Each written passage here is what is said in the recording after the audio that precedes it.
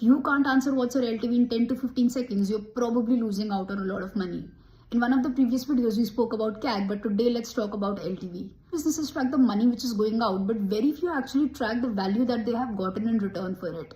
And over here, I'm not talking about sales, I'm talking about the full relationship you have with your customer over a period of time. Before I get into the LTV calculation, a lot of businesses do a very big mistake of taking into consideration only the revenue. But revenue will never give you a true picture because you're missing out on another huge component, which is the cost you incur to produce that good or service. Hence, LTV should always be calculated on gross profit and not on the revenue. This is something that even Alex Hormozi talks of a lot. Now let's look at a very simple example that will help you understand LTV more. Let's say that I run a cafe and I sell a cup of coffee for $150, which costed me around $50. So my gross profit would be 150 minus 50, which is 100. Now for simplification, let's assume that this person stayed with us for only 1 month, but over this tenure, they purchased 12 cups of coffee from us. My LTV would be 100, which was my gross profit, multiplied by 1, which is the tenure that they stayed with us, multiplied by 12, which is the total cups of coffee that this person purchased from me.